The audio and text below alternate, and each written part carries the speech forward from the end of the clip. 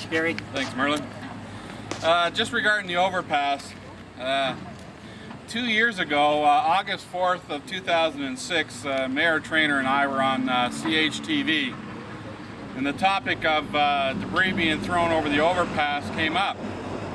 She gave two examples where truckers had rocks come through the windshield, and I had given some other examples. The OPP never did a press release, never acknowledged there was a problem. They were spending, at that time, if you remember, in August 2006, they were spending their time in the courtroom. Their lawyers were saying everything is peaceful in Caledonia, there are absolutely no problems. And of course they can't do press releases acknowledging that there's a real danger to public safety while telling a judge there's no problems. So it wasn't until May of 2007, almost a full year later, that the first press release came out from the OPP where they acknowledged that there was a danger at the overpass. By that time, more vehicles had been hit. The regional news covered an example in September of 2006 where a couple was driving down, a rock came through the windshield, the husband got out and ran and caught the native people who were doing it. The OPP at that time were stationed 24/7 right there. So the wife walked over and said, why aren't you doing anything? The answer is, well, we can't go to that side of the bridge. So they'd rather allow someone to die, or possibly die, with Fantino's all his rants about they're here to be peacekeepers and public safety. Someone could have died already. It's not by the hard work of the OPP that someone hasn't died. It's just by fluke, by coincidence, that the rocks have not actually hit somebody when it went through the windshield. We're now a year later after the first press release in which the OPP promised that whoever was caught would be facing serious charges. And of course, to this day, no one has been charged. The people who were caught the first time were let go, and no one's been caught since as far as laying charges. It's only when we start bringing up the attention again, having this rally, that suddenly the OPP can actually start videotaping. And we know for a fact it's only going to happen for another 2 weeks while the media runs their stories, and then once again the OPP will go back to their standard procedure of denying that there's any real public danger to anybody. But we're on record now. More proof is being presented that this is a serious problem. In court, because you should understand the other things that are going on, a justice of the peace reviewed the evidence against Floyd and Ruby Montour and said quite clearly there was sufficient evidence to lay extortion, intimidation, and mischief charge. The Crown on Wednesday stood up and withdrew all the charges. Okay?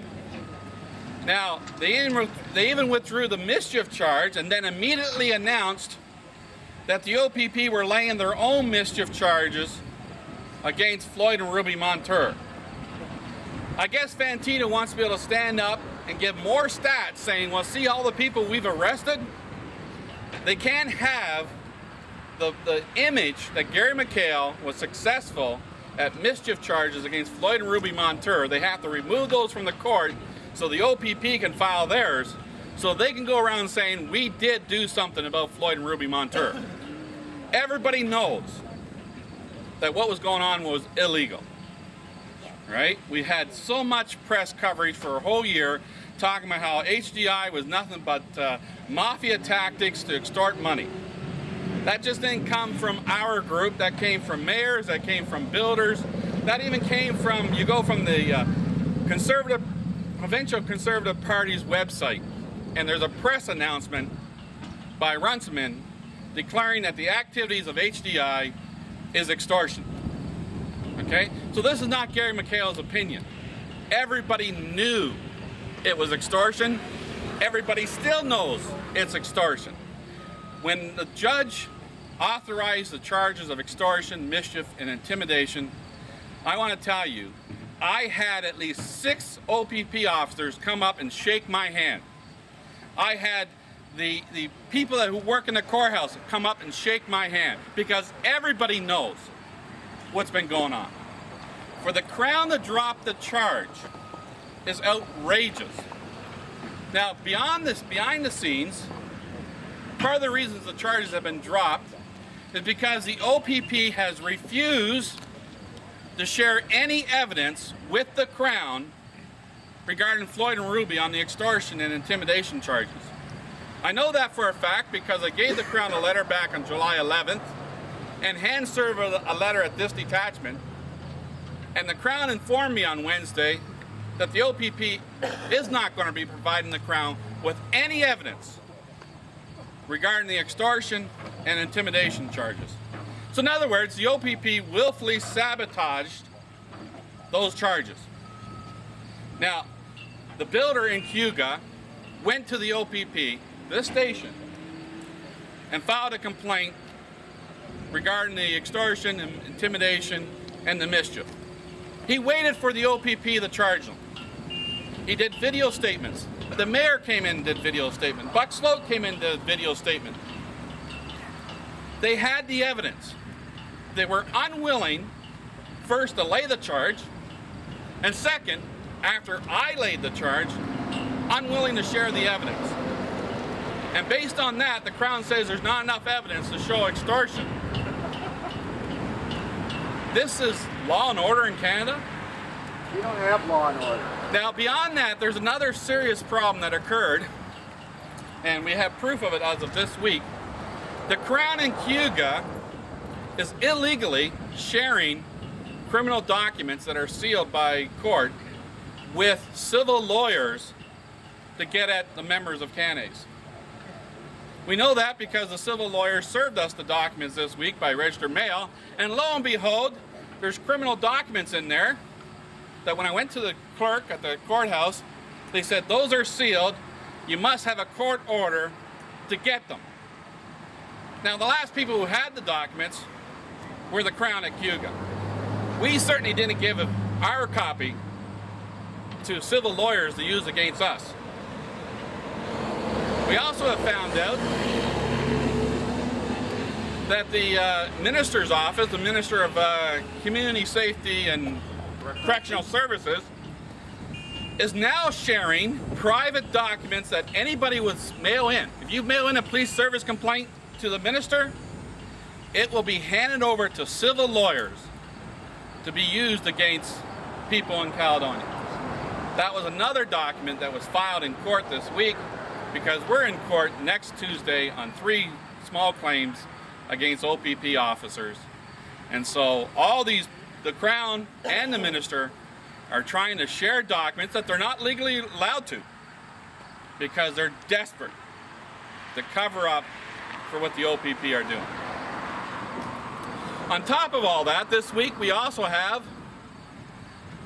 the Attorney General's response to our human rights complaint. The official response of the Attorney General why we were arrested on December 16th, 2006. And our rights violated. Right? Now, they can't avoid the Human Rights Commission. The official report now from the Attorney General is we were not arrested because we were going to break any laws. That is now their official position. We were not going to break any laws.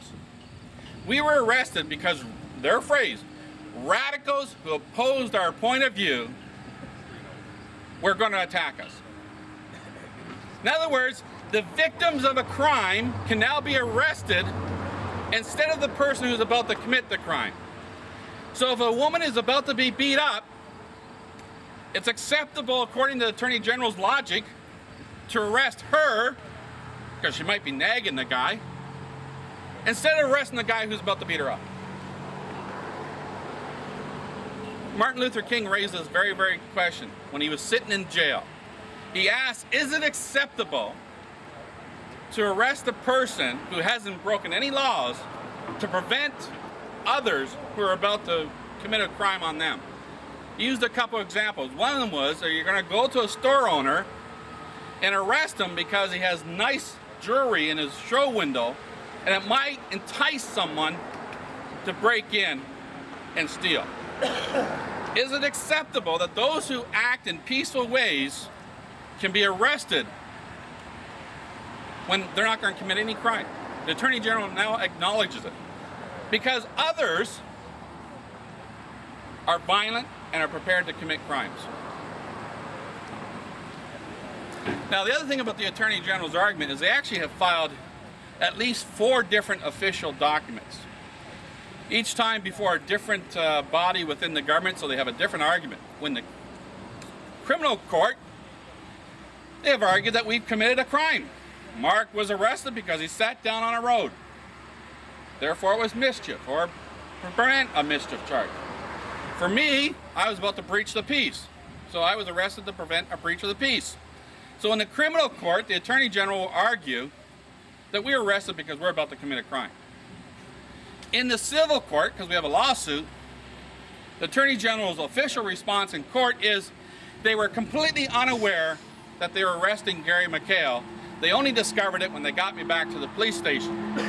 That I was just some random guy they picked up out in the fields.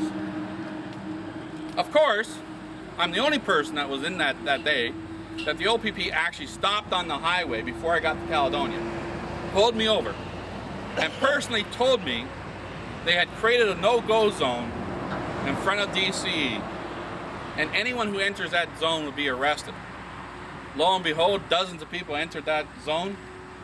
1 person was arrested. But it was by fluke, it was only Gary McHale. That's their official position in civil court, that they didn't know who they were arresting.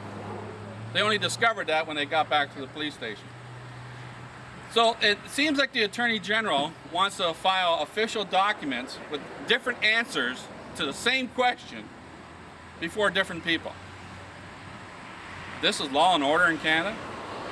The reason why the struggles in Caledonia are so long and so hard is because the problem are not just in the police. It's in the Crown, it's in the McGuinty's government. We now are starting to get solid evidence that the Crown is willfully working with the OPP, both to suppress charges and illegally used documents. So on September 3rd, the solution is the courts will still work. You know, McLean refused to show up to a subpoena in court. You go before a judge, you do a judicial review, and you get that judge to rebuke the OPP. There's no judges in this province who is going to accept that the Crown has a right to share criminal documents with civil lawyers to further an OPP cause. It's not going to happen because the system is more important than us. The OPP may be mad at CANACE, the McGuinty government may be mad at CANACE, but the entire court system is not going to throw its arms up because they don't like CANACE.